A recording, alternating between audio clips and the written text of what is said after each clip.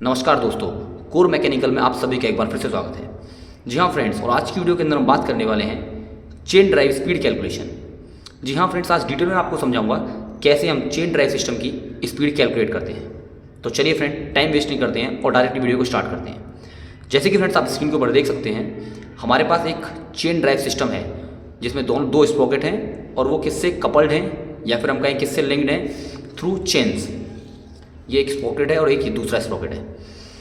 सबसे पहले speed calculation से पहले मैं कुछ टर्म्स आपको बताना चाहता हूँ, चेन ड्राइव सिस्टम के लिए बहुत इंपॉर्टेंट होते हैं।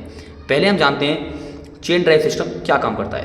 बिल्कुल बेसिक है फ्रेंड, मैकेनिकल पावर ट्रांसमिट करता है from one place to another place. इसे हम ऐसे भी कह सकते हैं, एक शाफ्ट से दूसरी शाफ्ट पर मैकेनिकल पावर ट्रांसमिट करता है।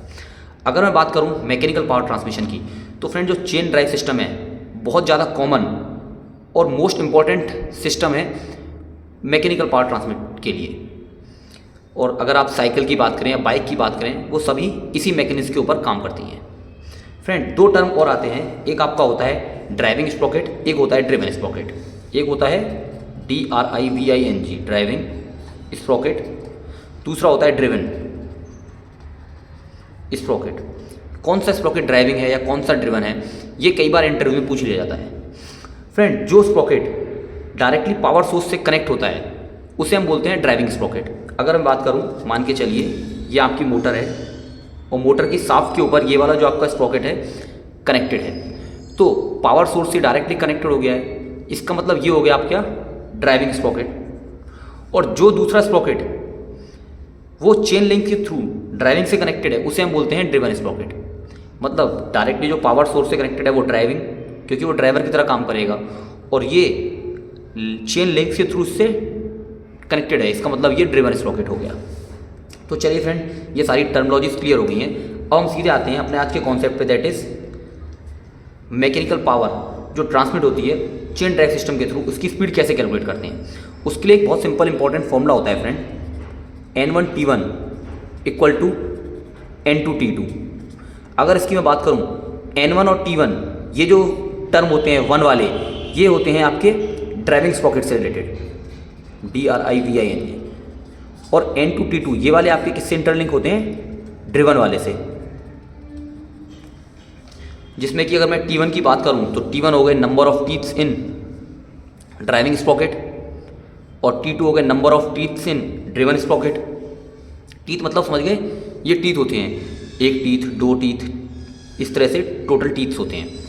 N1 RPM होता है ड्राइविंग स्प्रॉकेट का, RPM। सिमिलरली N2 RPM होता है आपका ड्रिवन स्प्रॉकेट का। अब एक एग्जांपल लेते हैं जिसके थ्रू हम स्पीड कैलकुलेशन समझेंगे।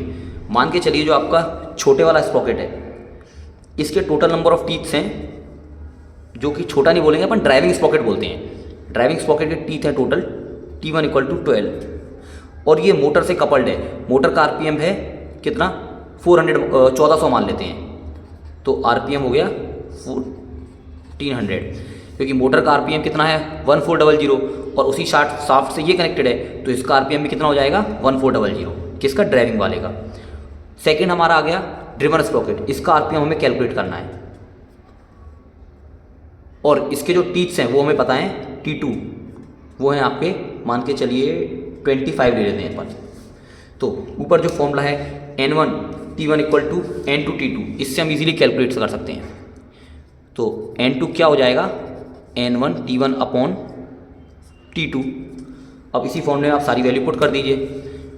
N2 आपका आ जाएगा, N1 कितने हैं 1400 RPM, इंटू T1 कितने 12 अपॉन ये है 25।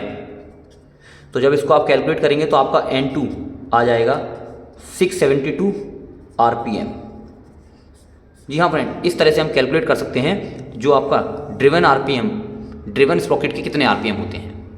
आशा करता हूँ फ्रेंड पूरा कॉन्सेप्ट आपको समझ में आया होगा। अगर इसके बाद भी आपको कोई डाउट बचता है तो आप कमेंट सेक्शन में बता सकते हैं। अगर वीडियो अच्छी लगे फ्रेंड लाइक कीजिए, ज़्यादा वीडियो को शेयर कीजिए, and please don't forget to subscribe my channel. Thank you.